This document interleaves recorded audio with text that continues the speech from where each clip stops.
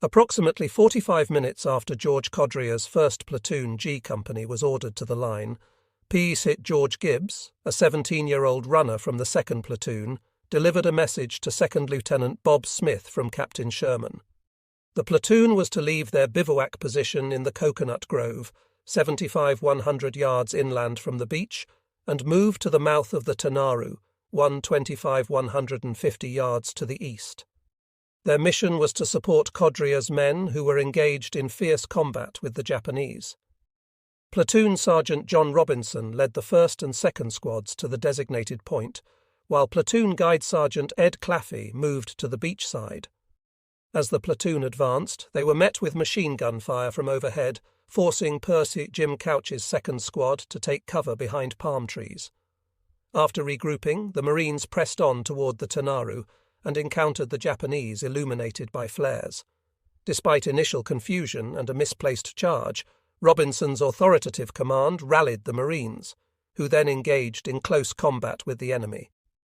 C. Purple Knight Farr and his fire team were at the forefront with PFC. Dick Stitt, a former football player, pouring rounds from his BR into the Japanese forces. As Stitt fired, Farr, Tommy Lynch and Leo Carvallis provided cover with their Springfield rifles. Part-hit Jim Couch, initially struggling with his BR due to overheating, eventually fixed it and resumed firing, but was soon left without an assistant after part-hit Jim Carlin was wounded.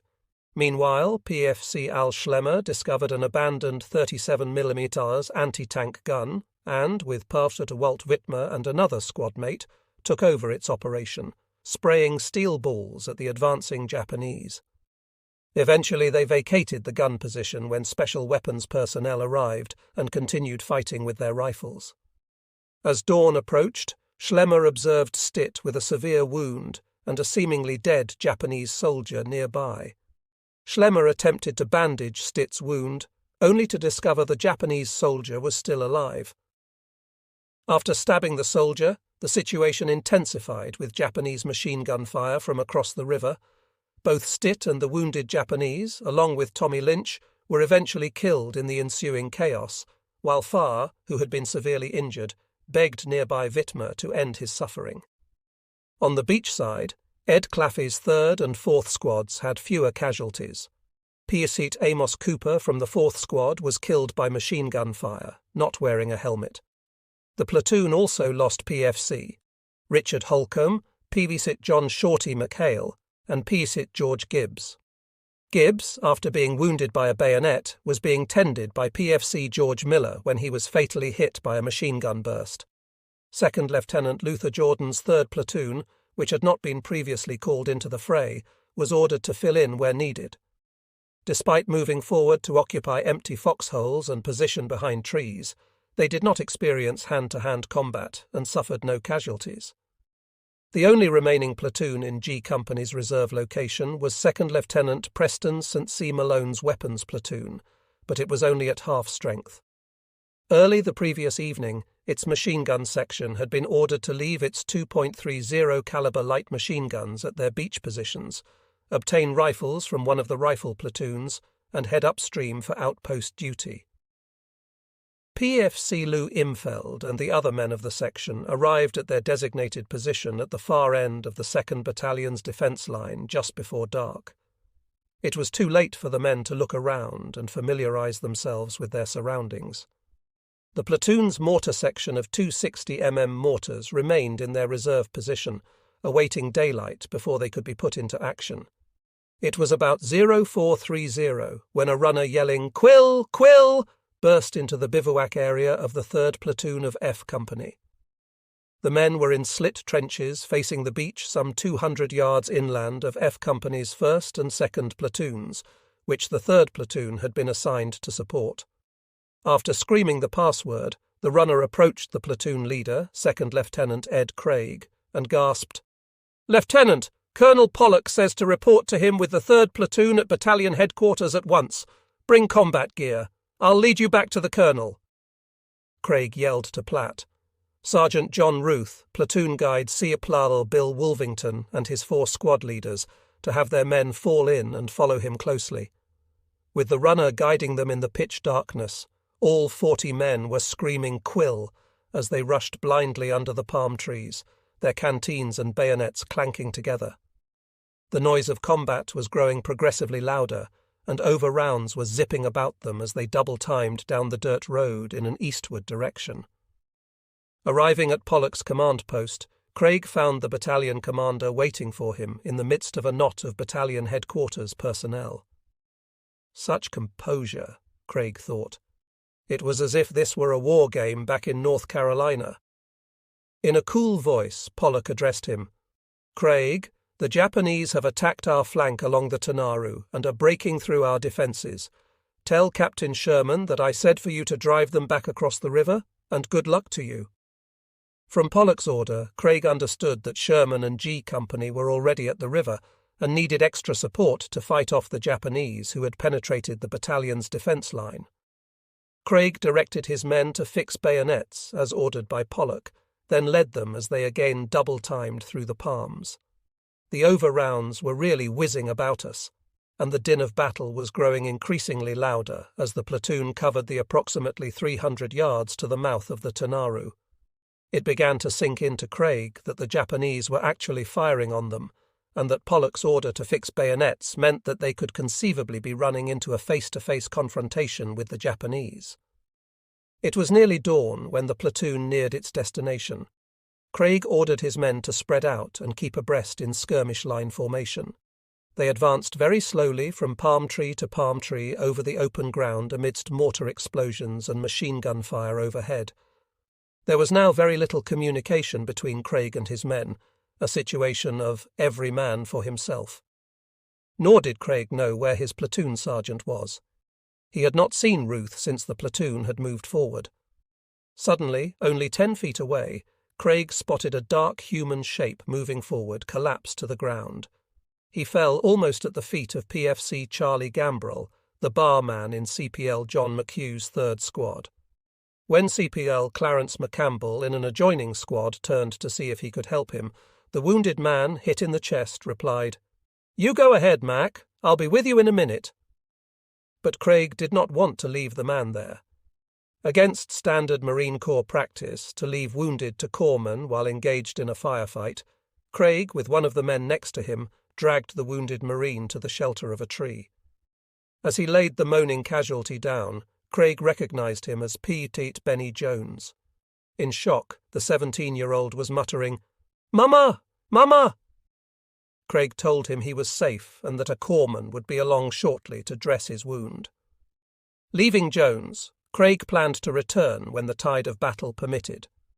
With Japanese machine gun fire from the east bank picking up, Gambrell and the other men in the platoon dropped down to their knees and proceeded to crawl, looking for a suitable field of fire. While on his knees, PFC John Gildea, a Brooklyn boy, took a hit in the head, which killed him instantly. Then Parachute Marion Nelson was struck by 3 machine gun bullets, one penetrating his abdomen. His wounds would not prove fatal, however.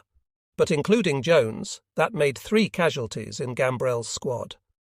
After leaving Benny Jones, Craig and his runner, PFC Anik Green, tried to move up about 100 yards to where G Company was engaged in hand-to-hand fighting in order to give Pollock's message to Captain Sherman.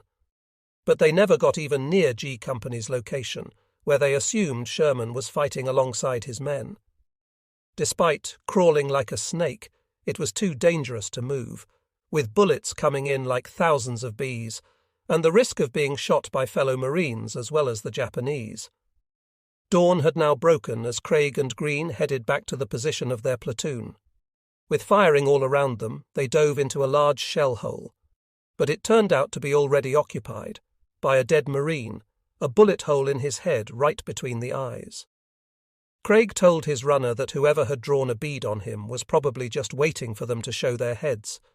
There were snipers in the trees, but comforted by the fragrance of a cigar Craig incongruously decided to light up, the two climbed out of the hole in a flash and darted from tree to tree, heading back to their platoon position, where the men were now occupying foxholes along the west bank of the Tanaru.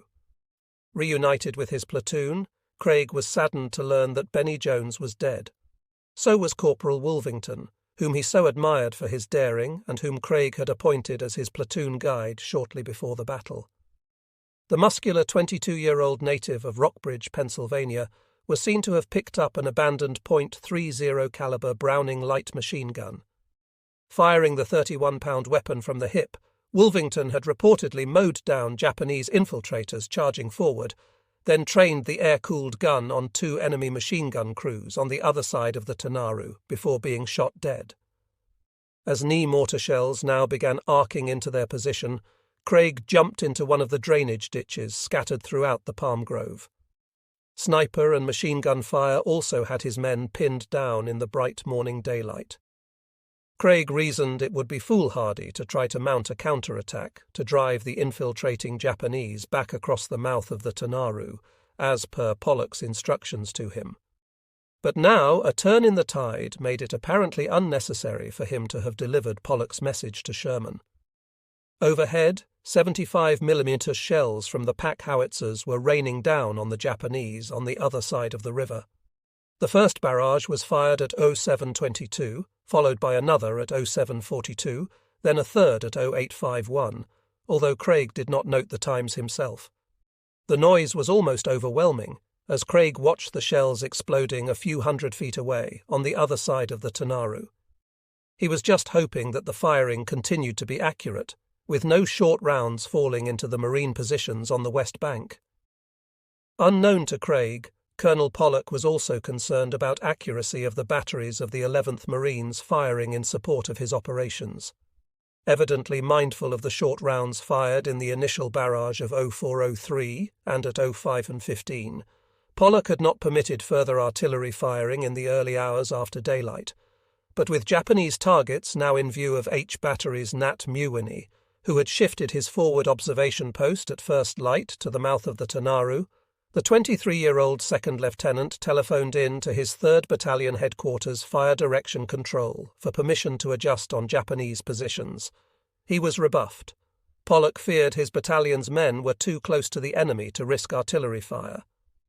But was Pollock's objection overruled later by Colonel Cates as regimental commander, and were the howitzers allowed to fire again at 0722, with positions called into the FDC by another forward observer of the 3rd Battalion?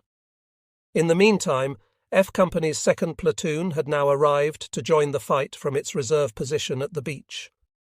As daylight broke, 2nd Lieutenant Steve Ryan and Plat Sergeant Norvell Red Mills had formed the platoon in a skirmish line as they continued forward some 500 yards, disregarding rifle fire until Ryan gave the order to hit the deck.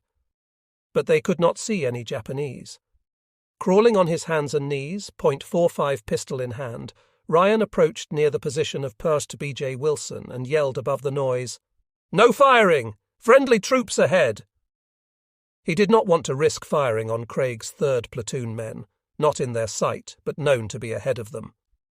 Off to his right, Wilson noticed an 81 mm mortar crew in a low draw and a reconnaissance truck unloading shells for their gun.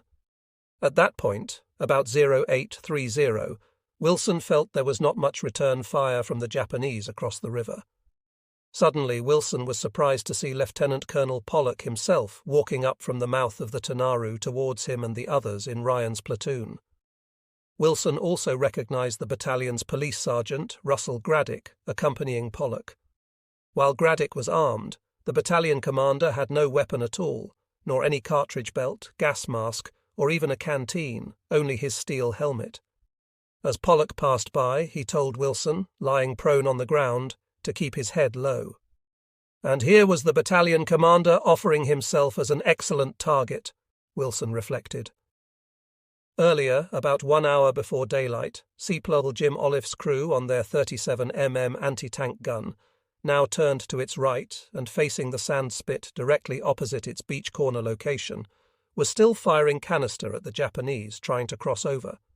However, their supply of the 14-inch canister shells was running low. Suddenly, a Japanese machine gun opened up on them and succeeded in scoring a direct hit on the gun, riddling its traversing mechanism. The burst also nicked Olive in the left arm and wounded Irv Moore and Claire Hume. Hume yelled to Pat Sweeney next to him, "Sweeney, I just got hit!" Sweeney saw that his comrade had been hit in the hip. Their 37mm gun was now rendered useless, stuck facing up into the sky. The whole crew edged away from the gun emplacement and sought protection behind the sandbags. After dragging him out from behind the gun shield, Sweeney cut Hume's trousers to examine his wound. Hume had a bullet wound in the right hip, right down to the bone, but was not bleeding much.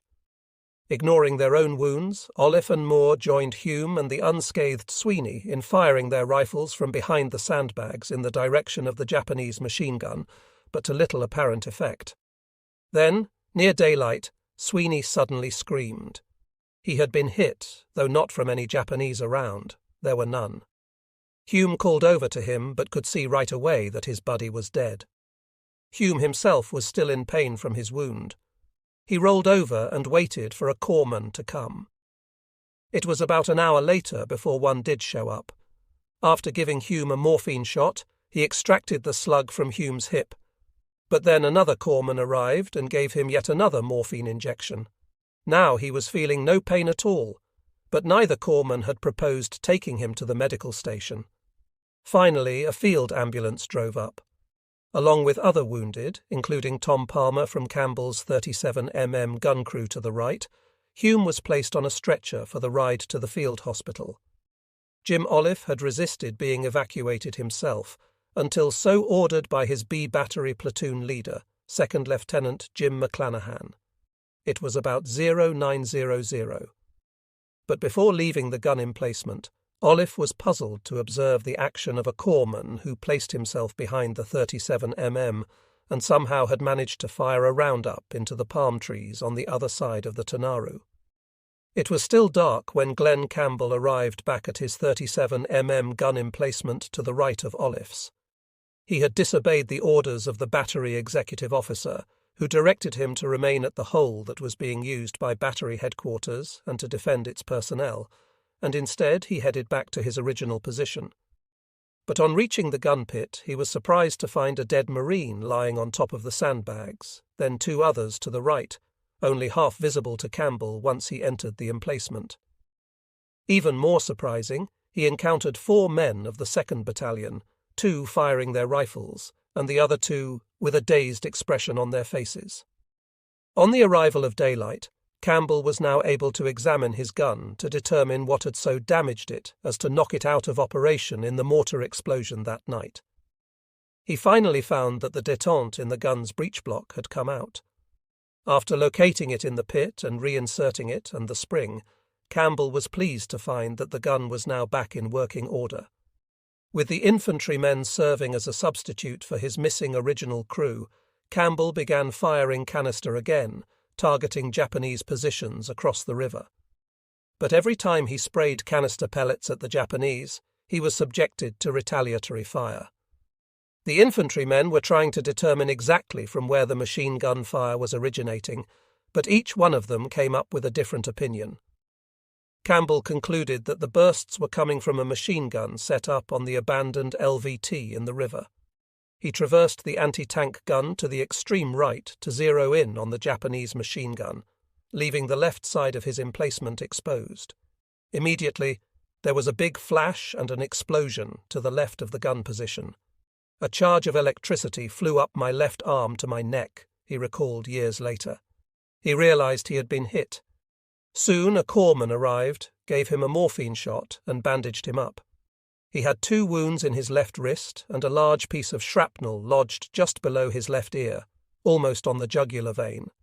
The corpsman gave him the location of the battalion aid station and told him to get there as soon as possible.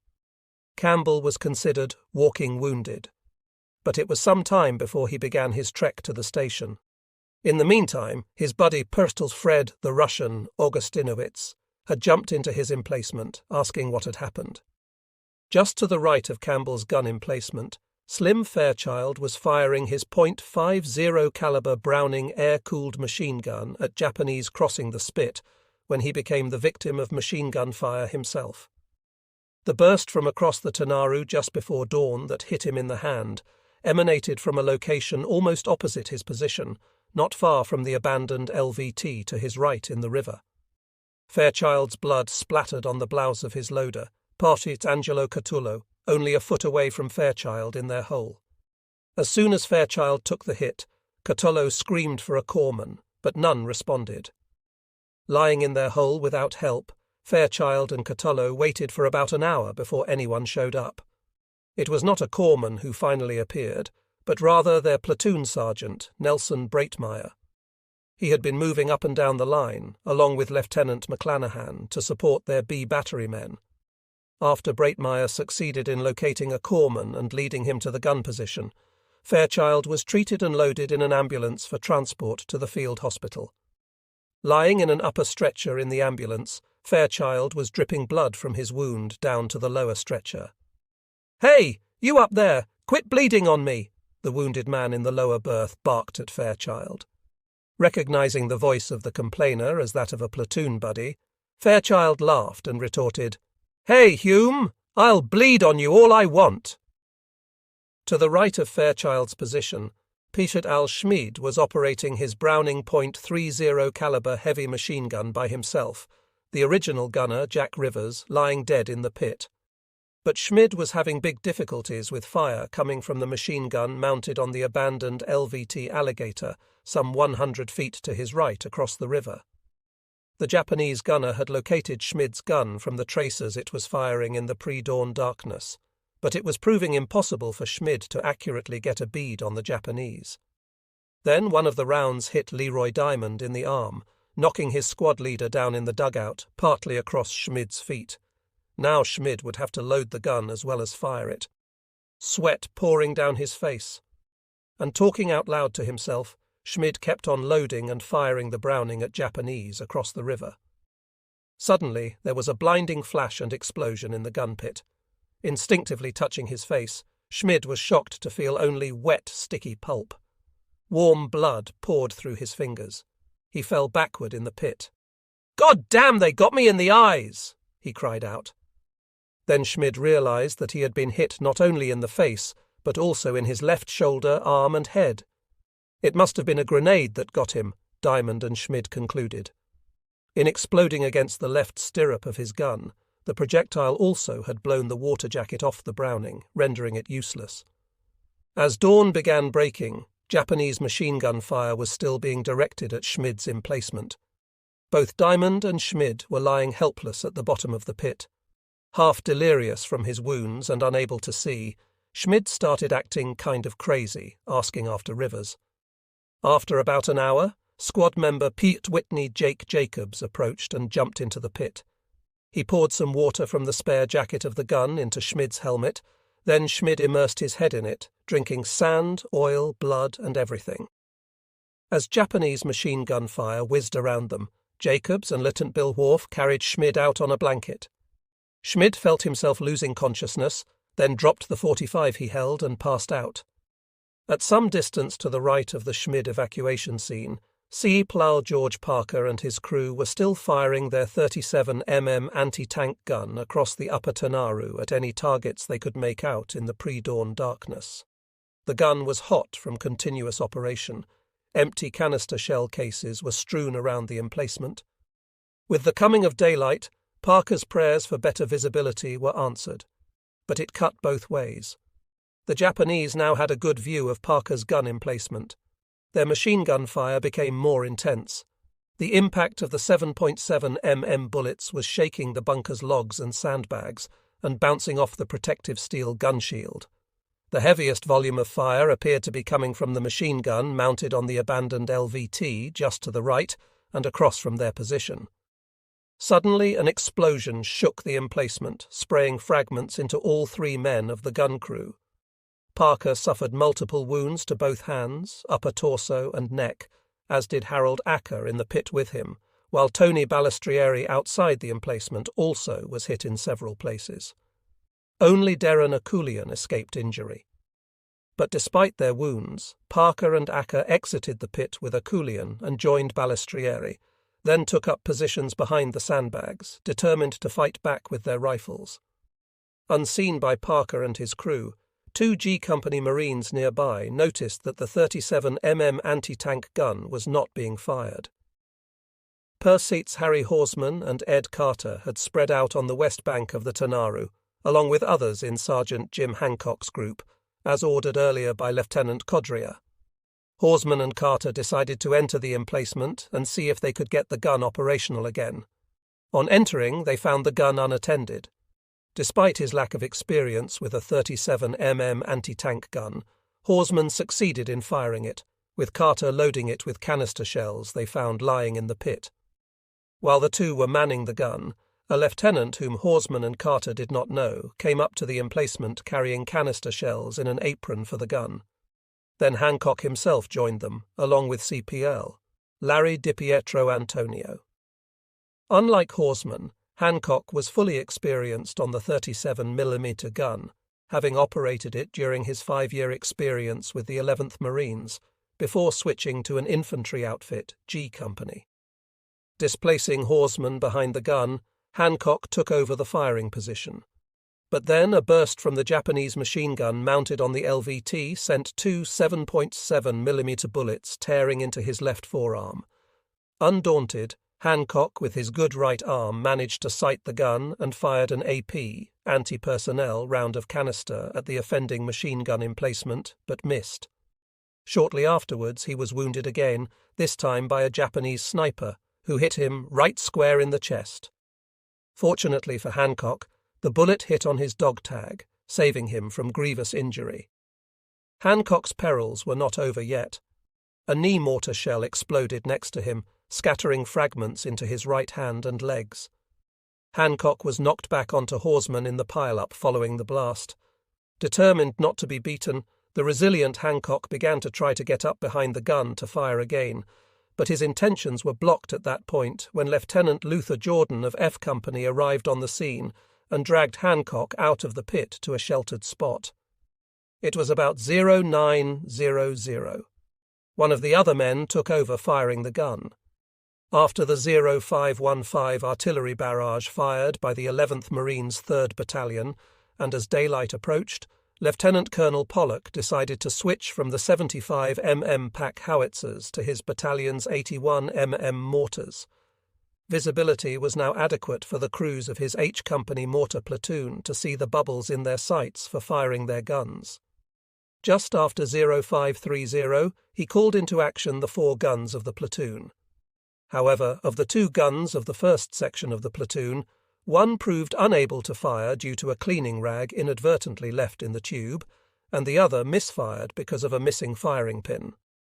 Apprised of the situation, Pollock then ordered the 2 remaining mortars of the second section forward from the platoon's position 300 yards inland of the west bank of the Tanaru.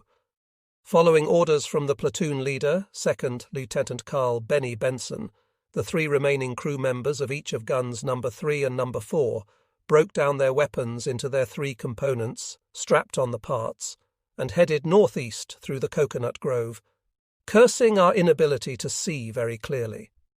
The rest of the crewmen were with the H Company Line Defence Group at the Tanaru under Lieutenant Wheaton. When they finally reached their new location, the 2 gun crews were greeted with shouts from F Company men. "Hurrah! Here come the 81s!" The 2 crews set up their mortars about 10 yards apart, careful to choose positions allowing for maximum clearance of the palm trees for their fire. Approaching gun number 4 of PFC John Deacon Tatum, Lieutenant Colonel Pollock asked the crew, "Who is the gunner here?" When PFC Sid Phillips responded that he was, Pollock told him, "Aim on me. Use me as your aiming stick." Pollock positioned himself about 30 yards in front of the mortar. The 17-year-old Phillips could see that his gun was lined up on the barely visible abandoned LVT across the river to his right. It was the source of harassing fire from a machine gun mounted on it that the men had complained about. With small arms fire still zinging around them, Phillips wondered if the battalion commanding officer might be tired of living. At such a short range, the mortar had to be fired almost perpendicularly. The heavy shell discharged by Phillips, at 15 pounds the heaviest in use, shot up above the opening in the coconut palms and down near the LVT. After correcting range several times following more rounds fired, Phillips put one right on it. The machine gun on the LVT, obviously heavily damaged or destroyed by the explosion, went silent. A cheer went up like a touchdown at a football stadium, Phillips recalled. As Lieutenant Colonel Pollock continued to direct, both PFC Jim Moncrief's No. 3 gun and Phillips's No. 4 were now switched from direct to zone fire on the east bank of the Tanaru. Each gun fired 3 shells at one zone setting, sweeping right or left, then lifted the elevation 50 yards and swept back with 3 rounds per gun in the other direction. Passing through the coconut palms, the rounds with delayed action fuses detonated on the east bank in bright orange flashes. To the 2 gun crews, the pattern of fire appeared to have a devastating effect on the Japanese. But the supply of 81 mm shells was now beginning to run low. In response to the need of the 2 gun crews, a recon car showed up with wooden crates of the projectiles. The ammo men of Tatum's and Moncrief's squads struggled with shovels and rifle butts to pry open the boxes to dig out the tar paper-wrapped canisters containing 9 shells each. It was a job trying to keep up with the firing orders. However, the one-sided engagement was not to last. At around 11 o'clock, the 2 gun crews came under intensive shell fire. At first, the rounds were falling about 25 yards in front of them, then the next just beyond their position. Pollock directed them to temporarily abandon their mortars. On Section Chief Albritton's command, Phillips yelled, "Abandon gun!" and pulled the gun sight as he headed for the rear. "We had to retreat nearly 500 yards to keep from being blasted off the map," Tatum recorded in his diary. Jim Moncrief feared a Japanese counterattack and capture of his gun. To Tatum, it seemed that men were being blown to bits all around our position. He recorded in his diary that Jesse Phillips, the ammo man in Moncrief's crew, who was with the mortar men sent to the line that evening, got his head blown off. In the foxhole that Nat Mewini was using as his makeshift forward observation post near the mouth of the Tanaru, the H Battery officer did not know the big Marine on his right with whom he was sharing. Suddenly, a knee mortar shell exploded close by, knocking Mewini to the bottom of the hole, fragments embedding his face, neck, right scapula and lung, and punching a hole in his helmet. But he was even further shocked when he looked up and saw that his Marine comrade was now headless. Reflecting later, he figured that the mortar explosion had detonated the 2 hand grenades the Marine had kept beside him on the edge of the hole, and that his big body had shielded Mewini somewhat. Barely conscious, Mewini still managed to telephone the battalion's fire direction control to tell them that he had been hit, but due to bleeding through his mouth and nose, all he could produce was a garble. Moments later, a corpsman showed up and put Mewini on a stretcher for a jeep ride to the aid station. Not far from Mewini's foxhole, other knee mortar shells were exploding at treetop level, showering fragments down on men of Lieutenant Craig's F Company platoon, who were lying prone. Other shells were throwing up dirt and sand when they detonated on the ground around them. Craig and Corporal McCampbell, now designated acting sergeant, rushed for cover in an irrigation ditch in the middle of the line of the platoon's men. Suddenly, as Craig swept the treetops with his binoculars, he was hit. "It felt like a batted ball hitting me in the chest while standing on the pitcher's mound," he recalled later. Craig surmised that he had been struck by a fragment of a mortar shell that had burst near the ditch. Looking down at his shirt, he could see a quarter-sized circle of blood that was gradually getting larger. "Mac, I've been hit!" Craig yelled to McCampbell. But McCampbell, not turning to face his commanding officer, blurted out, "Cut out the crap, Lieutenant!" But when he saw Craig's blood-stained hand, he yelled, "Holy crap!" Then, Corpsman, Christ, the lieutenant's been hit!" Craig let himself sink back to the bottom of the ditch, consciously trying to avoid going into shock. A few minutes later, a corpsman appeared, and Craig managed to climb out of the ditch. Laying Craig out on the ground, the corpsman worked on him with sulphur powder. Noting that the hole was very small and neat, the corpsman told Craig that he had been hit by a .25 caliber bullet, not by a shell fragment. Craig felt like a turkey on a platter as he lay on the ground, exposed to sniper fire. But the morphine was beginning to take effect. Looking up, he saw the figure of Lieutenant Colonel Pollock hovering over him. "You all did a fine job, Craig," he told his young platoon leader. Then Captain Howland appeared out of a fog. The F Company CO had driven right up to the front in his jeep. "Pick him up and follow me," Howland ordered the corpsman. Craig was assisted the 100 feet to the jeep. Arriving at the 2nd Battalion's field medical station, he was deposited on the ground beside other wounded. Along with the corpsman, the 2 Navy doctors assigned to the battalion were busy treating other patients. The battalion chaplain, Lieutenant J.G. Ansgar Sovic, was also with them. Suddenly, a mortar shell exploded nearby. Lieutenant Jacques Saffier and Sovic hit the deck, the doctor on top of the chaplain. "My God, they got me!" Saffier screamed. A piece of the mortar shell had lodged in his neck, severing the carotid artery. Saffier was bleeding profusely on Sovic, the upper part of Sovic's shirt soaked in blood. By the time Saffier was taken to the division field hospital, he was dead. Craig and the other wounded were also taken by ambulance to the field hospital, packed on stretchers like sardines. Blood dripped down on Craig from above. An old white-haired commander of the medical corps supervised the unloading and carrying of Craig and the other wounded to a large tent. Inside, in the darkness, bandaged wounded lay on cots. Corpsmen were preparing 2 who had already expired for military burial. To Craig, it appeared that he was the only person in the group who was still conscious. Situated on the far right flank of Lieutenant Komatsu's line of heavy machine guns, extending south from 70 meters upstream, Sergeant Masatoshi Mei was experiencing a let-up in the intense fire of the 2 field guns across the river that allowed his machine gun squad to resume its own fire. Suddenly, they were hit by a barrage of mortar shells. May and his squad members couldn't see even 2 meters in any direction from the dirt and dust thrown up. They left their exposed firing position and took refuge in the dugout nearby.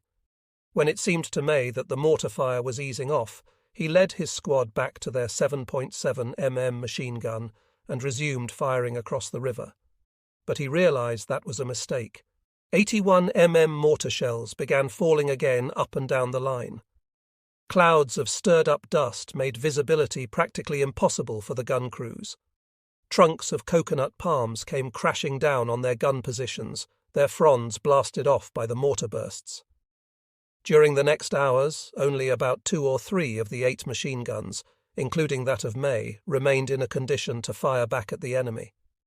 May's platoon commander, 2nd Lieutenant Kosaburo Osada, lay dead nearby. Unseen by May, the machine gun company commander, Lieutenant Komatsu, was also killed.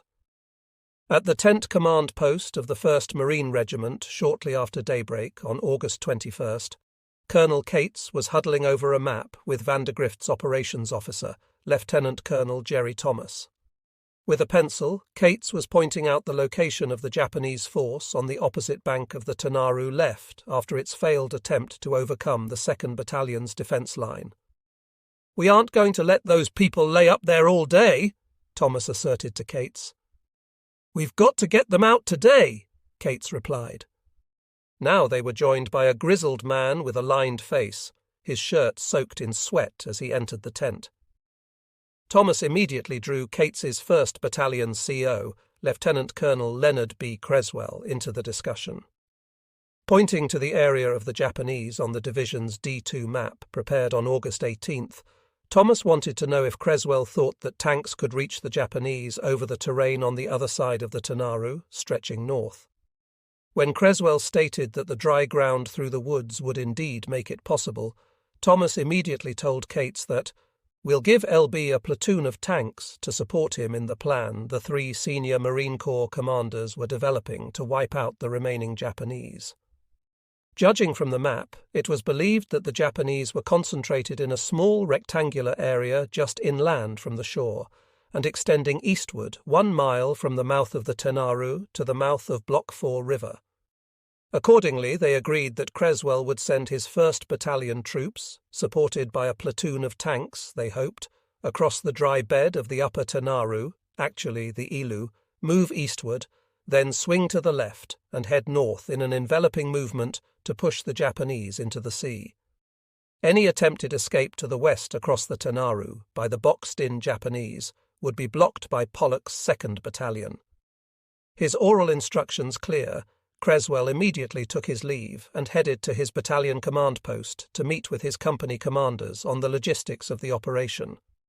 Responding to Creswell's summons, A Company's Charlie Brush, C Company's Nick Stevenson, and D Company's Ed Dezura were given their orders, along with Creswell's executive officer, Major Marion A. Fawcett, substituting for B Company's CO, 1st Lieutenant Marshal T. Armstrong.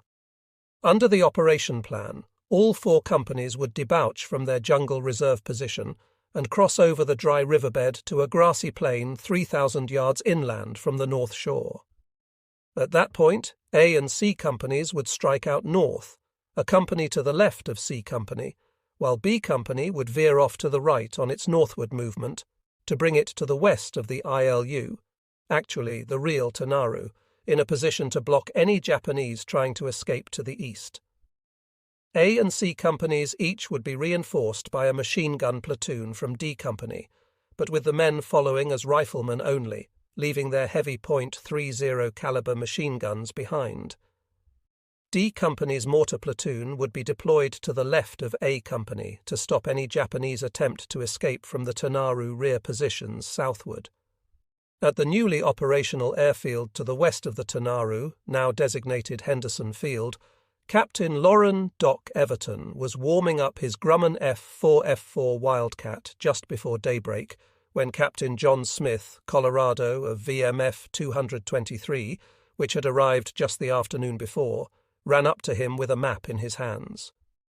Climbing up on the wing of the stubby fighter, Smith pointed on the map to an area where Japanese in several landing boats had been reported proceeding westward, just offshore. Division headquarters believed the boats were bringing reinforcements for their comrades fighting at the Tanaru, and wanted the squadron's Wildcat pilots to check out the report and respond if it were correct. Smith instructed Everton, on loan from VMF 212 to Smith's squadron because of his flying and leadership skills, to take several other pilots and fly out to the reported location of the boats and strafe any they found. Everton picked 3 others to join him on the mission and took off in the lead. As he was circling the field, a fellow VMF 212 pilot also on loan, Marine Gunner Henry "Tex" Hamilton, joined up on his wing. It was just after 0600. Flying low over the north coastline of Guadalcanal, heading east, they soon made out the landing boats, moving slowly offshore. Evidently having spotted the planes, the crews of the boats began heading for shore. As the boats reached land, it appeared that some of the Japanese were climbing out, but in an area unprotected by overhanging palms. Everton headed his Wildcat down in a dive, preparing to strafe the boats and the hapless Japanese. In the small hours of the morning, Seaplow Kiyonobu Akasaka was warming himself at Koli, while the dead of Major Shibuya's ill-fated party were being cremated under the supervision of 2nd Lieutenant Kiyoshi Sato. Looking out to sea, he noticed 3 of the Type 95 collapsible boats that had transported the Ichiki detachment to shore at Taivu Point, moving slowly westward, hugging the coast. When Akasaka yelled, "Engineers!" the crews responded by moving in to the shore. Akasaka waded out into the water and climbed on board the boat, carrying a Sergeant Ogasawara, who turned out to be in charge of the little flotilla. In response to Akasaka's query, Ogasawara explained that they were from 2nd Lieutenant Daizo Umeda's boat transport unit and were taking medical and other supplies to Colonel Ichiki's men at the Nakagawa River. When Akasaka asked to join them, Ogasawara accepted, but he should get on board right away. They were in a hurry to get to their destination before dawn. It was slow going as the engineers rowed the plywood 23-foot-long motorless craft, following the coastline. As the sky began to lighten, they heard gunfire and assumed they were near the Nakagawa. When the mouth of a river came into view, Ogasawara led the 3 boats into what he thought was the Nakagawa and had them proceed upstream about 100 meters in search of Ichiki's men. But the river was becoming narrow and shallow, obliging them to come to a halt. Then 2 Japanese soldiers came alongside the boats. PFC Kiyoshi Saito of Ogasawara's group recognized them as from his own Higuchi company. Neither was carrying his rifle. Highly agitated, the soldiers yelled, "Ichiki detachment is annihilated, all killed." They were carrying tiny remains of their dead comrades, wrapped in cloth triangles and stuffed into their backpacks. Some other soldiers on the bank of the river had descended into the water, evidently planning to wade across. Ogasawara's men disembarked from their boats into the knee-deep water and headed over to them. The soldiers told Saito and the others what had happened at the Nakagawa. "We were all being killed, so we were ordered to go back." Ogasawara now realized that his boats were not in the Nakagawa River after all, but in another river some distance to the east of their destination.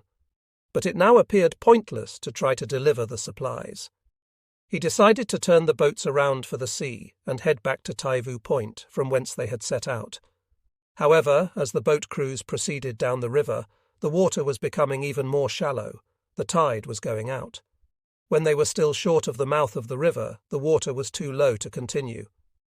Disembarking, they pulled their boats out of the river and dragged them over the beach 30 to 40 meters to reach the ocean, all screaming, "Heave ho!" in unison as they manhandled the 500-pound craft. After succeeding in relaunching their boats in the water just offshore, the men were now confronted with another obstacle. Artillery fire coming from the west was impacting near the boats. But Ogasawara decided to keep going for Taivu Point. It was out of the question to turn around and go up that river again, where they would certainly meet death. It was with relief that Ogasawara's men realized that at about 100 meters offshore the American artillery fire had let up.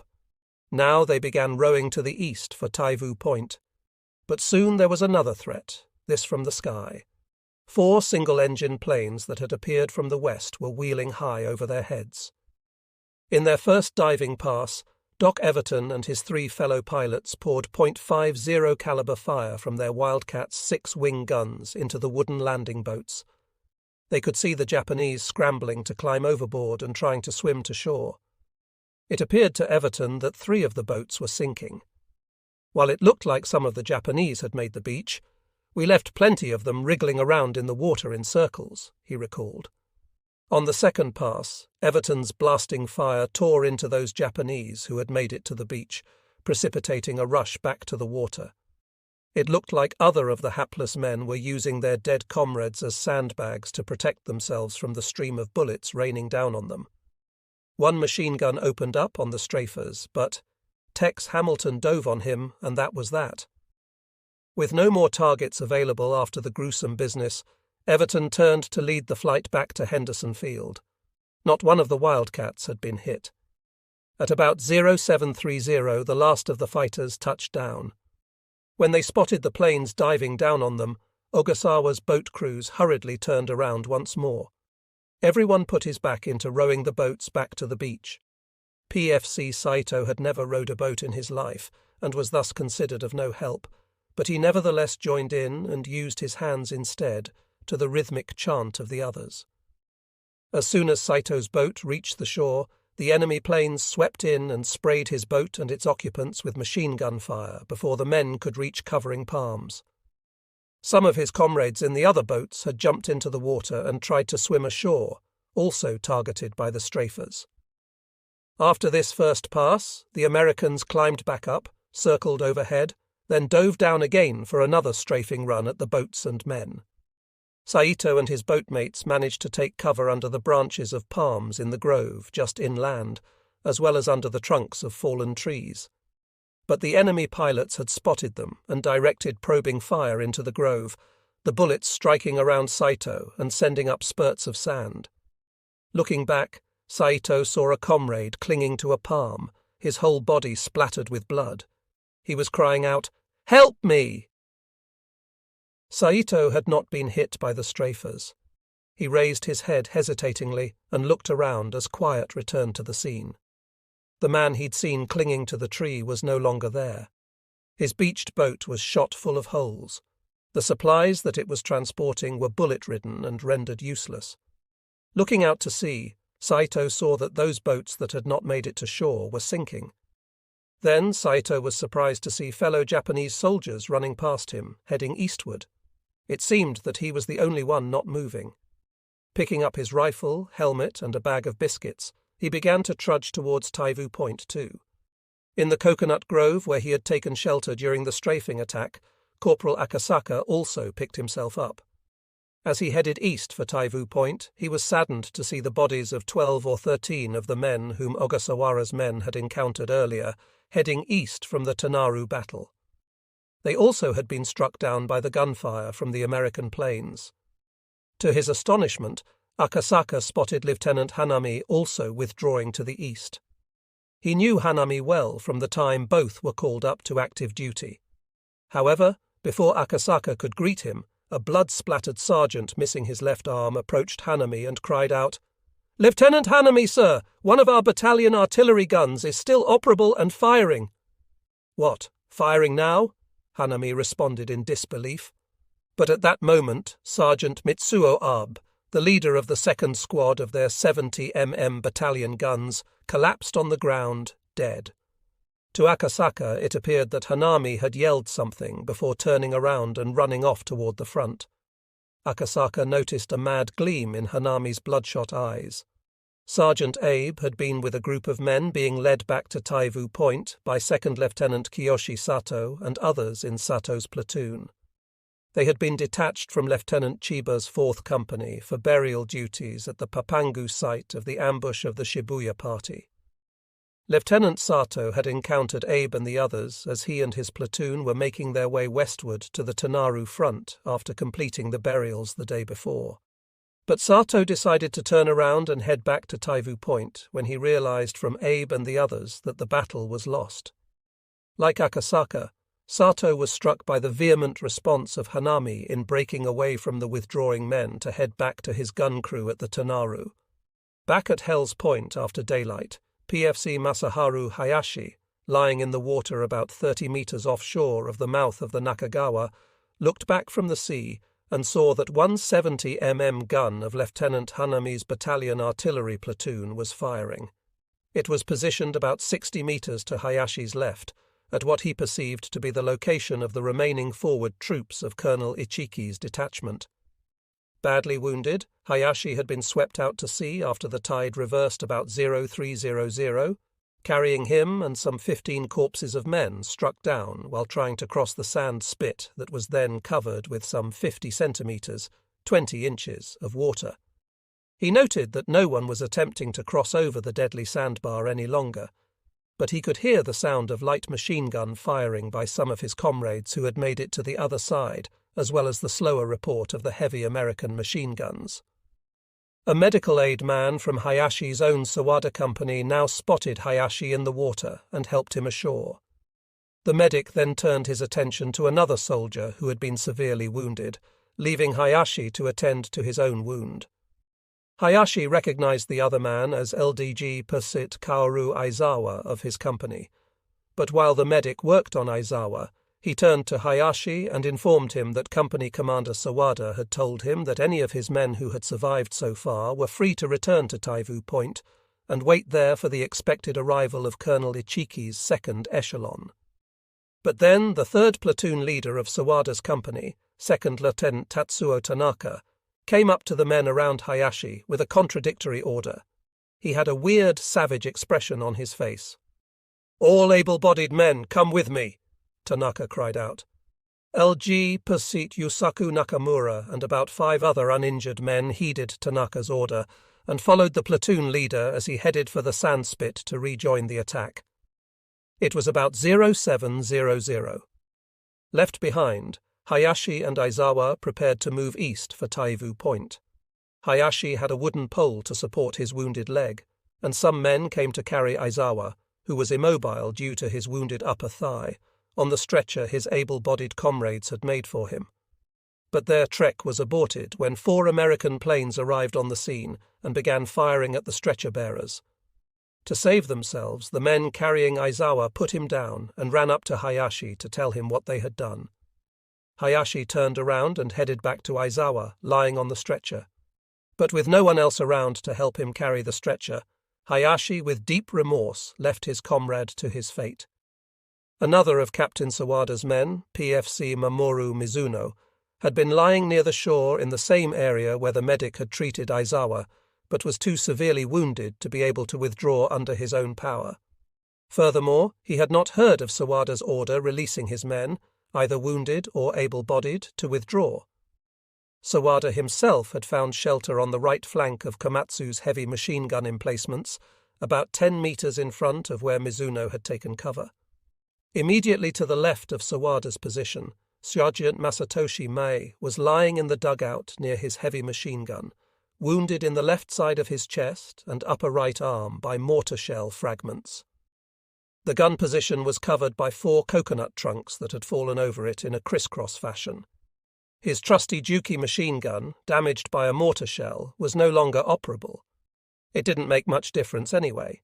His supply of 7.7mm ammo in the wooden boxes was exhausted. May was weighing whether he should just sit there and die or try to escape and keep alive. He was also wondering about the condition of the Nakamura gun squad just to his left, and that of the other squads in Komatsu's company. As for his own squad, 7 men lay dead nearby, all killed earlier by the mortar fire of the Americans. Peering out from between the fallen trunks, May became alarmed to see enemy soldiers climbing up palms. They were firing on the 2 remaining men of his squad. One of them, PFC Kiyoshi Ono, took a hit from a rifle bullet in the left knee joint and could no longer move. Then the other, LDE Perset Tadakira Saito, had his right hand pierced by a bullet. Later, in the early afternoon, other Americans appeared from the south. Armed with rifles, they fired shots as they moved closer to May's position. May and his 2 surviving squad members lay like dead men under the palm trunks. When Ono groaned in pain, May whispered to him to keep quiet, or they all would be killed. Beyond the far left flank of Komatsu's machine gunners on the east bank of the Nakagawa, Sergeant Sadanobu Okada, at daybreak, had seen no more of the men of Lieutenant Maruyama's 3rd Company, nor of the Engineer Company crossing the river. Colonel Ichiki had left Okada and his 2 comrades without ordering them across, as he had originally intended to do. Ichiki instead had told them that he was going to head for the sector front. Okada and the others should remain in their positions until his return. But by late morning, the detachment commander had not come back. Okada was looking at the enemy positions across the river, easily visible now in the daylight, but realized the Americans could as easily see the Japanese on the other side. Whenever any of his comrades moved around, they were fired on by the American machine gunners. They made easy targets. There were no standing palm trees left, or even brush that could provide protection. All had been knocked down by the devastating mortar and machine gun fire. Okada himself, unable to dig a hole in the hard earth without any tool, had taken refuge by lying down next to a palm trunk. He had been slightly wounded in the left buttocks by a mortar explosion in the trees, but immediately had extracted the piece of shrapnel. He was thankful that at least the Americans had not tried to cross the river into their line. From a hole that he had managed to dig near Okada's position, Sergeant Shibutani began to cry out the name of each soldier in his detachment headquarters squad. "Are you alive?" he screamed. "You must hold out until dark. We will go back after sunset." After trudging eastward some 1,500 yards south of their bivouac position inland of the west bank of the Tanaru, the men of Lieutenant Colonel Cresswell's 4 companies reached the dry bed of the river, 3,000 yards south of its mouth, and crossed over. It was 0950 when they began entering the kunai grass on the other side of the riverbed to begin their enveloping action. On the left, the mortar platoon of D Company, the 1st Battalion's weapons company, was detached to proceed northwards to prevent any Japanese on the left bank of the river from breaking away and heading south to escape. A and C companies struck out to the northeast, a company to the left, to catch the Japanese situated just inland of the coast. To block any attempt to withdraw to the east by crossing over the ILU, actually the Tanaru River, B Company swung to the right of C Company in a northeasterly movement. Just before the 1st Battalion men crossed over the riverbed, Colonel Cates called for another artillery barrage, this time from the 5th Battalion of the 11th Marines, to interdict the mouth of the ILU, the Tanaru, and prevent the Japanese from withdrawing eastward across the river. At 0922, 2 batteries of the 5th Battalion fired, raining 105 shells down on the rear flank of the Japanese. But at 0927 orders were received at 11th Marines headquarters to cease firing, as 1st Battalion men were about to move into the target area. The 0922 barrage would be the last artillery fired that day. Contrary to the plan, no tanks joined the battalion's men.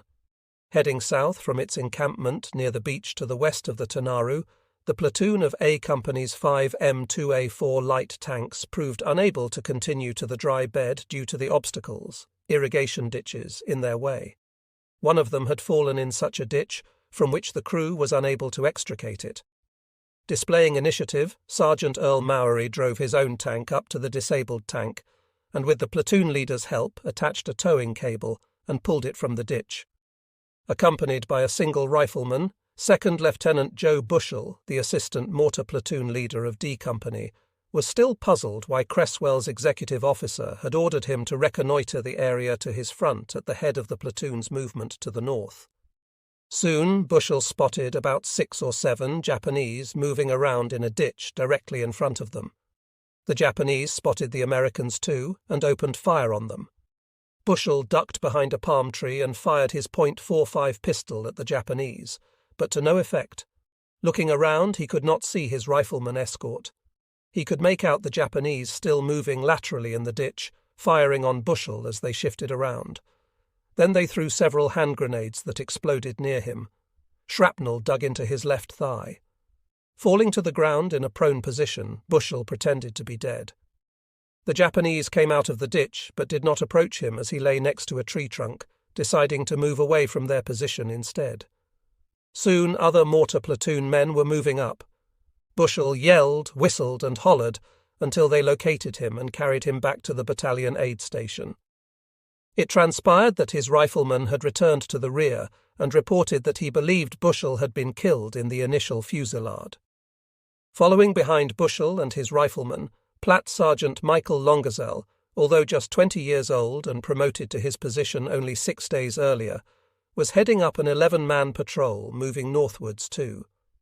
As the men continued on their probing mission, they encountered a conglomeration of Japanese that immediately split into 2 groups, one turning left and the other right to confront the Americans.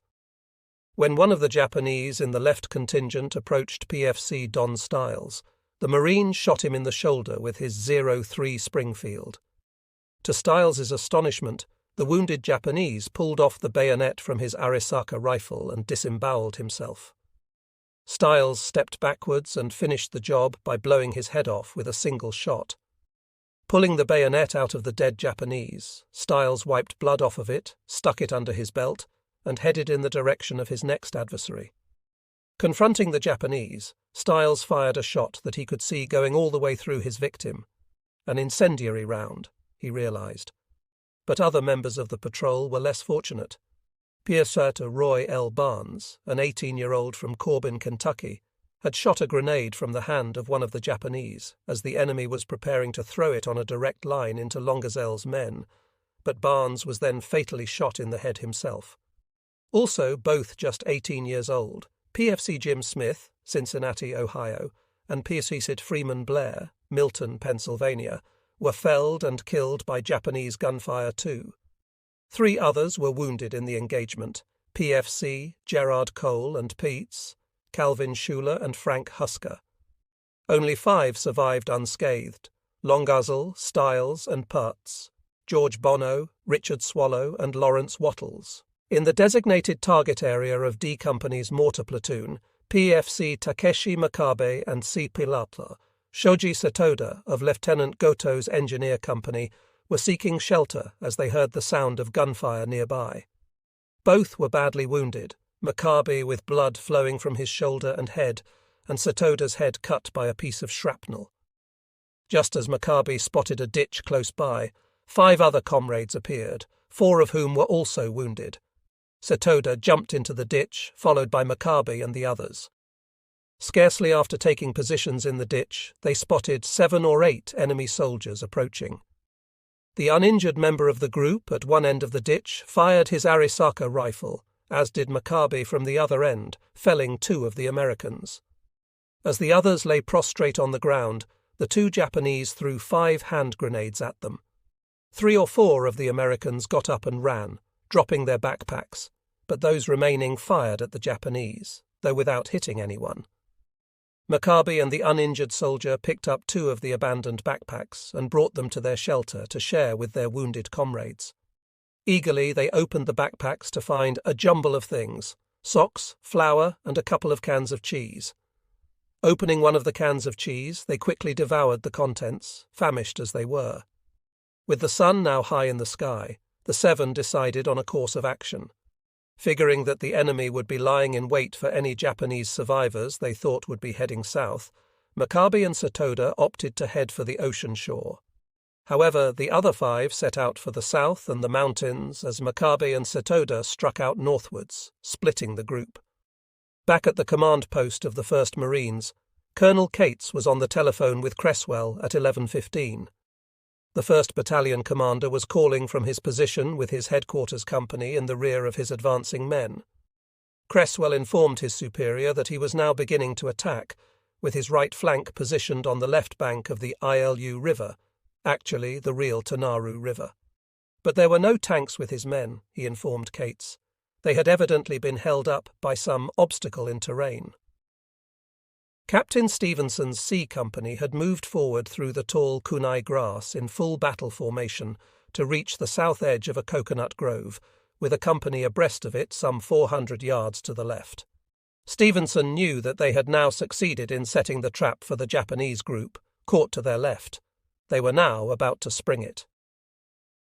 Emerging from the kunai grass in skirmish line formation, 2nd Lieutenant Maurice Ahearn's 3rd Platoon, C Company, was in the lead, supported on its right by 2 light machine guns and 2 60mm mortars of 2nd Lieutenant Robert Fowler's weapons platoon.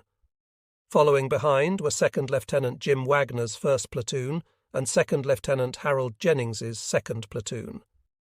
Stevenson was advancing in front of the 2nd Platoon to get a clear view of the operation. As C Company drew closer to the ocean, they could see Japanese moving around to their left, some 250 yards east of Block 4 River and about 200 yards back of the beach. Stevenson assumed that they were the rear guard of the Japanese survivors, seemingly about 37 men in platoon strength.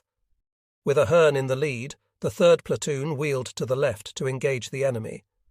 Fowler had his 2 light machine guns leapfrogging ahead, one replacing the other as they covered the beach on Ahern's right flank to cut off any Japanese attempting to flee to the east. Ahern's platoon, still in skirmish line formation, came under fire as it neared the Japanese. Then the men hit the deck.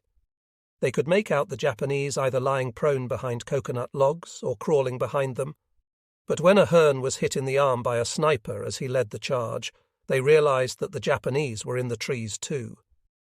With his leader wounded, Platt Sergeant Lester Graham took command. Then 19-year-old Piot John Green was shot in the chest. He would die while being treated by a corpsman. After Ahern was wounded, Jim Wagner's 1st Platoon moved up to provide support. Platter Sergeant Reuben Pounder, a 22-year veteran of the Corps, took the lead of 2 squads in a flanking movement, despite physical difficulties in keeping up. Fowler's 2 60mm mortars fired shells into the grove, but most of the projectiles exploded in the trees, although fragments showered down on the Japanese. Stevenson felt that the intensive exchange of fire would cost his company too much if it dragged on. Already one of his men was dead and a platoon leader wounded. He decided to charge the Japanese with bayonets. The order to fix bayonets was passed to his platoon leaders. As the C Company men rushed the Japanese positions, they were surprised at the reaction of their adversaries. Leaping up from behind fallen palms, the Japanese countercharged with fixed bayonets at Stevenson's men. In the vicious hand-to-hand combat, Japanese and Americans lunged, stabbed, and exchanged bayonet and rifle butt blows. Horrible cries rose as cold steel tore through flesh and entrails, Stevenson recalled 43 years later. The life-or-death struggle came to an abrupt halt. Stevenson and his victorious men stood over the bodies of the Japanese dead and wounded. They had suffered only one more casualty. Pierceet Frederick Clough was wounded. Suddenly, Seaplil Frank Derico, standing near Stevenson, yelled, "Look out! He's got a grenade!" One of the Japanese, lying on his stomach 6 feet away and assumed dead, turned over, pulled the pin from a grenade, and flipped it at the 2 Americans. Stevenson and Derico hit the deck. The grenade exploded between them, spraying fragments. Derico's warning had saved them from death or injury. Recovering from the shock, Stevenson and Derico rose and approached the Japanese, who had resumed lying on his stomach. As Derico covered Stevenson, the C Company CO placed his .45 pistol against the head of the Japanese and fired. Then Stevenson rolled the now dead Japanese over and saw a samurai sword lying next to his body. Removing a wallet and some papers from the pocket of the blood-stained tunic, Stevenson also found a snapshot of his victim's wife and 2 children. A feeling of remorse momentarily overtook him. Later, regimental intelligence informed Stevenson that the Japanese was his opposite number and the commander of the rear guard of Ichiki's detachment. Unseen by Stevenson, Colonel Cresswell's intelligence officer, 2nd Lieutenant Perry Perrine, had come forward to situate himself behind C Company's position just before the bayonet charge. He had either been sent by Cresswell from his rear headquarters location to determine how the attack was progressing, or had moved up on his own, presumably with the 1st Battalion commander's permission. Perrine was finally getting the taste of combat he had craved. A single fatal shot from a sniper ended his aspiration. Meanwhile, about 200 yards on C Company's left, a company's 1st platoon, under 2nd Lieutenant John Joachim, had the point ahead of the 2nd platoon, under 2nd Lieutenant Vic Valente, and the 3rd of 2nd Lieutenant Charles Mackin, as the men crossed over the grassy plain and entered the coconut grove to engage the Japanese from their southern flank. Also joining a company's skirmish line was the 1st machine gun platoon of D Company's 2nd Lieutenant Franklin Sills, but the men were acting as riflemen only, having stored their .30 caliber heavy machine guns before setting out. Scouts ahead of the company were keeping Captain Charlie Brush apprised of the situation over their walkie-talkies as the men neared the Japanese. They warned that the Japanese had snipers up in the coconut palms. But one of Valente's squads decided that the platoon wasn't moving forward fast enough for it and took off ahead of the rest. PFC Carlton Woody Woodward, a 21-year-old from Bridgeton, New Jersey, was the instigator of the decision. As Woodward and his 2 best friends, Purvis Patsy Campola and Jim Gorman, rushed into the coconut grove, they immediately became targets for snipers. A bullet bounced off Woodward's helmet, and all 3 hit the deck as more shots were fired from the trees at them. Spotting one of the snipers, Campola took a bead on him with his Springfield, and the Japanese fell from his sitting position and leaned over from the waist. Then Gorman made out the outline of another sniper tied in another palm, and fired his rifle with the same fatal result for the Japanese. For the next few hours, a company's men would advance a few steps, drop down when taken under fire by snipers, and try to locate and shoot at them. Word was passed over from C Company on their right flank that it had run into heavy opposition. Unlike Stevenson's men, Brush's company was experiencing very little hand-to-hand fighting. With no one in their squad having sustained a hit, Gorman and Woodward were wondering whether their luck would last, but not Campola. The feisty Italian-American was, in his glory, cursing Mussolini and the Japanese, and acting as if he had eyes in the back of his head as far as snipers were concerned. But unknown to Campola, some of the Japanese were not tied in, but rather just sitting in the crotches of the trees. Suddenly Campola let loose with some choice swear words. An explosive bullet had struck the stock of his Springfield, ruining it. Worse, Woodward saw that his buddy's right arm was also bleeding, shattered by the same bullet that had hit his rifle. However, Campola was hopping mad about the destruction of his Springfield, not over his wound. Ripping off a piece of his shirt, Woodward made a tourniquet for Campola's arm. In the next moment, Gorman, standing to their right, heard firing all up and down the skirmish line, mixed with the yelling and curses of other A Company men he couldn't see. But then, louder than anything, he realized that Campola was crying. That wasn't like Campola. Looking to his left, Gorman was shocked to see tears streaming down Campola's face, and Woodward lying flat on the ground, face up. He had made a perfect target as he tended to Campola. "They got him, right through the heart," Campola blurted out, pointing to his best friend's body. Then he went into another fit of sobbing. Recovering and fighting mad, he bent over to pick up Woodward's rifle and, oblivious to his wound, began firing wildly into the trees at what he perceived were the forms of snipers, with Gorman joining in. But then Gorman felt a peculiar sensation in his left arm, alternating hot and cold, followed by a terrible pain that sent him crumpling to his knees. He figured that a bone in his forearm had been shattered by an explosive bullet. Leaving their buddy lying dead on the ground, Gorman and Campola, now bleeding profusely, crawled behind some palm trees where they figured they would be out of sight of the snipers. Lying motionless, both about out of our minds with pain, Campola and Gorman waited for help. Finally, they heard footsteps approaching them. American or Japanese, they wondered. It was with relief that they recognized PHM-3 C. Leroy Doc Preston from 1st Battalion Headquarters. As Preston waited impatiently to treat their wounds, Campola and Gorman got into an argument. Each wanted Preston to take care of the other first. Eventually, both were taken to the hospital after being treated, except for PFC. Charlie Crawford in Yakim's platoon, who was wounded, Woodward, Gorman and Campola, all in Valente's platoon, were the only casualties suffered by A Company in the operation. Some 800 yards to the right of C Company's clash in the Coconut Grove, Major Fawcett had B Company's men positioned at the location designated for them to the left of the ILU, actually the Tanaru River, in late morning. The 1st Battalion's executive officer had assigned squad-sized details along the east bank of the river as a rear guard to oppose any Japanese attempting to escape from the west. However, so far, no enemy soldiers had presented themselves that far from where they were concentrated. Other members of B Company were approaching the area to their left, where the extreme rear guard of the Japanese was believed holding out. Suddenly, a Japanese in the grove unexpectedly rose about 75 yards away and fired his Arisaka. The single rifle shot felled and killed PFC Bernard McCarthy only a few yards from 17-year-old PFC, Robert Corwin. Both men were in 2nd Lieutenant Lawrence Smith's rifle platoon. Instantly, another member of Smith's platoon standing next to Corwin lifted his Springfield and shot the Japanese dead. Smith's men took a good look at the corpse, the first enemy soldier they had ever seen. Smith then ordered his platoon to flush out any other Japanese hidden in the grove. "Fix bayonets!" he yelled.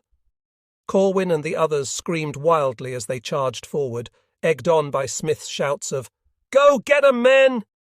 To everyone's relief, they encountered no other Japanese. By 12:30, A and C companies were ready to start their westward movement, aimed at finishing off any remaining Japanese bottled up between them and the mouth of the Tenaru. At 13:15, they neared the end of the palm grove extending westward from the east bank of the river. Brushes and Stevenson's men were pushing the Japanese towards the 2nd Battalion's defence line on the opposite side of the Tenaru. Some of the Japanese were trying to escape by crossing over the beach and plunging into the ocean, but they were being picked off by Cresswell's men. Other Japanese in the grove were still fighting back, including the crew of a Nambu light machine gun that had been firing intermittently from the opposite bank at the mouth of the Tenaru into the Marines across the river. One of its victims was Pewid Brady Wadsworth, hit by 2 7.7 mm bullets in the left arm, and groin from the machine gun as he continued to maintain his position with a Springfield rifle at the mouth of the Tenaru. Furious at the Japanese for wounding him in the genitals, Wadsworth screamed to his fellow E Company comrades at the spit, "If those bastards have ruined me, I'll kill every SOB in Japan." In a protected position nearby, Colonel Pollock and G Company CO Captain Jim Sherman decided to take out the persistent machine gun crew once and for all with mortar fire.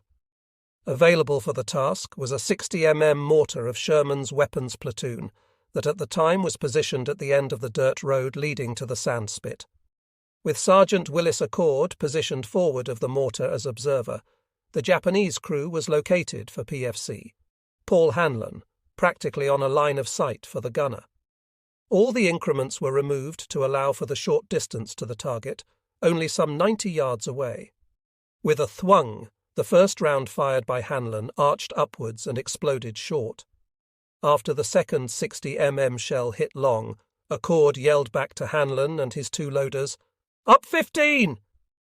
The third explosion blew up one of the Japanese crew as he jumped up to escape the incoming shell, a canopy of dirty grey smoke and debris enveloping him. The three other members of the Nambu crew also jumped up in plain view, but were cut down by rifle and machine gun fire from Pollock's men. It was about 1500 when the men of A and C companies observed light tanks lumbering across the sandbar to their left. Although it was considered risky, Colonel Cates had ordered the platoon of 5 M2A4 tanks under First Lieutenant Leo Case of A Company, 1st Tank Battalion, to mop up the remaining Japanese in the grove, where open spaces between the palms allowed them room for manoeuvre. War correspondent Richard Tregaskis, on the 2nd Battalion side of the Tenaru mouth, watched in fascination as these awful machines bustled around the palm trees, pivoting, turning, spitting sheets of yellow flame. As they knocked down the trees, the tank crewmen fired canister from their 37 mm guns and .30 caliber bullets from their machine guns at Japanese running to escape. Suddenly Tregaskis saw a bright red flash from amidst a cloud of black smoke, emanating from under the treads of one of the tanks. Crippled, it halted. Actually, it had been disabled when one of the Japanese had stuck his rifle barrel into the tread. Case ordered 3 of his tanks to circle around it. Directly from behind, the crew of one of the tanks evacuated one of the 4-man crew via the escape hatch in the bottom. Then the men of the other tanks repeated the procedure until all 4 men were safely removed. Their rescue operation completed, the crews of the 4 remaining operational tanks continued the mopping-up exercise in the grove. Japanese survivors were running towards Stevenson's C Company men, but were being shot as they tried to escape. Privet Dave Lynch in Jim Wagner's 1st platoon was having a field day, firing his bar sideways while kneeling behind a palm tree. Parfut Julius Peebles in Hal Jennings's platoon was in a less fortunate position. A dead Japanese he approached as a point man for the platoon in the mopping-up operation had suddenly jumped up and knocked Peebles's rifle aside, then wrestled him to the ground and sat astride him. But Peebles managed to get a firm grip on both wrists of his adversary, preventing the Japanese from inflicting a fatal blow. By that time, platoon comrade Piercer Bill Sadler, who had been covering Peebles 40 feet to his rear, had dropped to one knee for a clear shot with his Springfield. With a single shot, the Japanese fell forward over Peebles. Sadler rose and ran to the scene. Raising his head, the young Japanese looked Sadler in the eyes. Slanting his rifle to avoid hitting Peebles, Sadler fired again, causing the Japanese to rise to his feet in an uncontrolled reaction. A third shot knocked him down on his back, this time dead for good. To the right of the right flank of what remained of the line of Komatsu's heavy machine guns, Captain Sawada was still commanding from his shelter in front of the detachment's forward command post when he saw tanks crossing over the sand spit and heading towards him. With no weapons capable of opposing them, Sawada realized he and his men were in a hopeless situation. Behind him, PFC Mamoru Mizuno, wounded earlier, was now hit again, this time in the knee joints by machine gun fire from one of the tanks. As he fell to the ground, he realized that he had no feeling in his feet. He watched helplessly as other tanks appeared, spraying canister and machine gun fire in all directions at his fleeing comrades. Falling one by one, they were calling out, "Mother!" "Toshiko!" and other female names in their final gasps. When he shifted his view to the front, he was shocked to see Captain Sawada lying on his back to the side of a ditch, lifeless, another victim of the tanks. Mizuno longed for his own death to come quickly. However, when the tanks headed towards him, their engines roaring, he abruptly changed his mind. Thoughts of his mother flooded his head as he lost consciousness. Some distance to Mizuno's left, Sergeant Masatoshi Mei and his 2 surviving squad members, PFC Kiyoshi Ono and LLG PC Tadakira Saito, lay pressed together under the palm fronds, covering their machine gun position as the tanks approached. Americans on foot were following behind the tanks with their bayonets fixed. Despite their painful wounds, all three Japanese were keeping absolutely silent. Tree trunks lying on the ground were preventing the tanks from approaching close. The soldiers apparently assumed the threesome were dead. The Japanese drew no fire from either the tankers or the Marines on foot. Just before the tanks reached his position, May was surprised to see that one of the iron behemoths had come under attack from a surviving machine gun crew to his left, followed by fire from two other heavy machine guns that also had survived the mortar barrage earlier and had been turned to face other tanks to their right. But it was an unequal contest. Canister and machine gun fire from the tanks tore into the crews and silenced their Jukies. One of the tanks ran directly over one of the machine gun positions, crushing 5 men and flattening their gun. Some time after the tanks had moved away from his position, May was still lying flat on the ground when he happened to look up towards his rear. "What the hell was that?" he exclaimed. He had seen a blaze in the distance, sending up white smoke. What kind of flame was that? He wondered. As the tanks were pushing deeper into the detachment's rear, Second Lieutenant Tomokazu Ito was agonizing over a decision he would have to make as its color-bearer.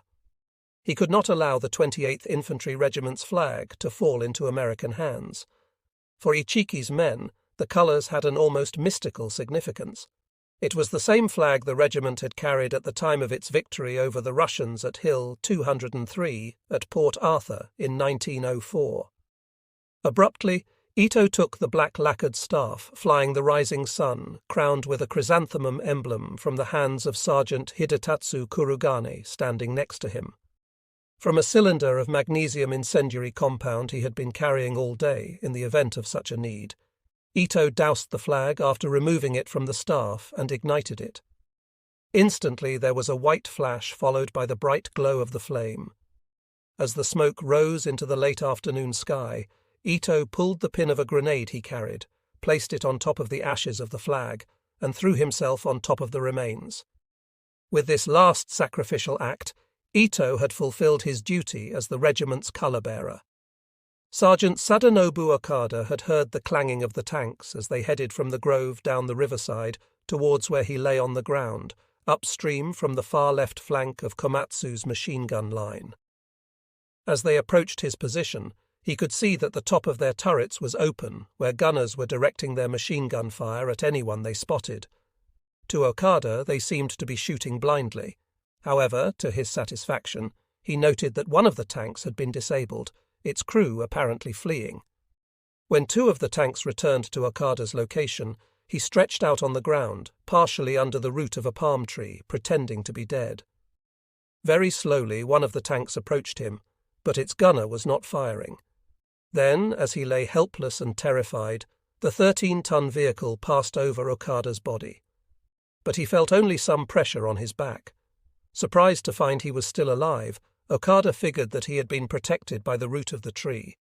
But now he could see that the second tank following behind the first was moving towards him too. It stopped short, the crew taking no action. Okada suspected the crew was looking for Japanese, but somehow they had not spotted him.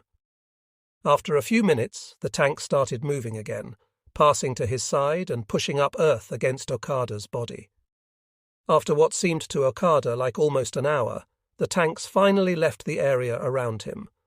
As he looked around, he could not see any other survivors except Sergeant Kurugane a few meters away, like Okada from Ichiki's headquarters. Kurugane told Okada that he also had survived a tank going over him, thanks to the protection afforded by a deep hole in which he had sheltered. With the tanks now apparently gone, and no more groaning voices of their Japanese victims heard, quiet prevailed around Okada and Kurugane. Their attention now turned to devising a plan to escape and get back to Taivu Point, in order to warn the detachment's second echelon against any repeat of the reckless rush towards the enemy. But they decided to wait until dark to set out. Suddenly someone cried out, "Tanks coming!" "Not again!" Okada exclaimed. Apparently it was a survivor of Komatsu's machine gun company who had sounded the alert, he thought. Looking to their right, Okada and Kurugane could make out 3 tanks approaching them, along with many soldiers firing at random, it seemed. This time Okada was sure he would be killed. As the deafening roar of the tanks came closer, mixed with the yells of the soldiers, Okada played dead again. The Marines passed a little to the left of where Okada lay, not stopping to examine Okada's body and firing into it as they did others lying dead nearby. Okada found that Kurugane had also survived this latest incursion. Left alone in what they realized was now clearly enemy territory, they returned to planning for escape. But exhausted by the day's harrowing experience, they both fell into a deep sleep. With dusk approaching following the withdrawal of the tanks and soldiers, Masatoshi Mei was also trying to figure out the best way for his 2 squadmates and him to escape. He finally decided to head northwards to the sea and told Saito that should he be hit, to keep going himself. But Saito was concerned that with Ono unable to walk, they would be easy targets for the enemy. "We have no choice but to leave it in the hands of the gods," Mei replied. Hefting Ono onto his back despite his own wounds, Mei set out in the darkness with Saito for the coast. Although Mei figured it was only about 70 meters in a direct line to the shore, he elected to move forward in a more circuitous way. But after having covered only some 30 to 40 meters, it seemed that machine guns were firing on them. Thinking he had been hit, Mei dropped Ono and fell down himself, Ono screaming in pain. However, when Mei realized that no one had been shooting, he pulled Ono back up again on his back and resumed his trek to the beach with Saito. It was completely dark when the threesome reached the ocean without further incident. It was midnight when Kurugane shook Okada out of his deep sleep. To their great surprise, it seemed that the Americans were still shooting at this late hour. Figuring it would be too dangerous to try to escape together, they decided to head north separately, Kurugane first and Okada 30 minutes later. They would meet up at the Hebigawa River that they had crossed the evening before. But only a few minutes after Kurugane had set out, Okada heard what sounded like machine gun fire. Assuming that Kurugane had been the target and was undoubtedly dead, Okada decided to follow a different route to the sea than that taken by Kurugane. He figured that after reaching the ocean, he would be able to swim eastward the 200 meters or so to be safe from any American fire. Despite intense thirst, Okada managed to crawl northward without incident and reach the beach. After drinking from the sea, he waded out until the water was neck-deep. But when he turned and tried to wade eastward, the wind and tide impeded his movement. Abandoning his helmet and sword, Okada headed back to the beach, keeping a low profile. When he was some 20 meters offshore, he found that it was easier to wade in the shallow water and proceeded eastward to a point about 300 meters from the Nakagawa behind him. Here there seemed to be no sign of the enemy. Figuring it was safe to return to the beach, he waded ashore and took refuge under a bush. After a brief pause, Okada then set out for the east on foot. After running some 1,500 meters, he reached the mouth of the Hebigawa, but searching the area he could find no sign of Kurugane. As quiet settled over the killing field in late afternoon following the withdrawal of the tanks, the men under Brush and Stevenson were finally able to get some rest after some 8 hours into the mopping-up operation. They were also hungry, not having had anything to eat since before setting out early that morning. Thus, C Company's men were elated when an Amtrak approached them, and someone in the LVT began throwing cans of corned beef and hardtack at them. The belated lunch treat was courtesy of C Company Mess Sergeant Howard Ingerson, who had on his own initiative decided to bring food to the men. Sometime after they finished their meal, the order to return to their original positions arrived. Captains Brush and Stevenson led the men back across the mouth of the Tanaru. They were appalled by the sight of so many dead bodies of the Japanese littering the sandbar.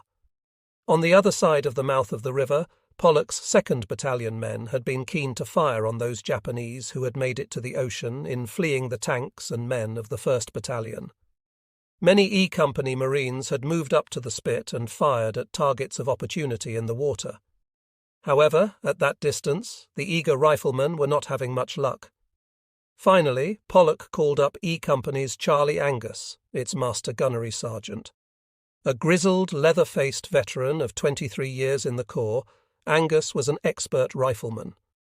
Attired in his shooting jacket and fingerless shooting glove, he began squeezing off single shots from his Springfield at the heads bobbing in the sea offshore.